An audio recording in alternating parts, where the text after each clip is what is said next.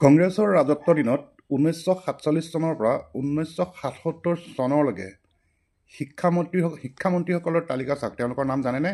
আহক তেওঁলোকৰ নামখিনি জনাই আছোঁ এই ভিডিঅ' যোগেৰে।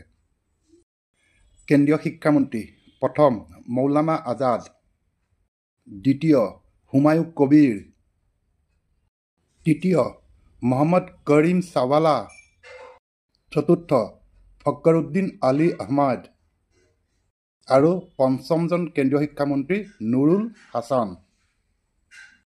এতিয়া আপোনালোকে চাগে বুজিয়ে পাইছে আমাৰ ভাৰত বুৰঞ্জীত আকবৰ, বাবৰ, ঔৰংজেব, খিলঞ্জী এইসকলক যে হিৰো বনাইছে কিহৰ কাৰণে, আৰু আমাৰ ভাৰত বুৰঞ্জীত আৰু আমাৰ যিসকল হিন্দু ৰজা আছে দেশৰ হকে যুদ্ধ কৰিছিল তেওঁলোকৰ যে নাম নাই কিহৰ কাৰণে, হয়তো আপোনালোকে নিশ্চয় বুজি পাইছে। এয়া হ'ল আমাৰ কংগ্ৰেছৰ বিপ্লৱ।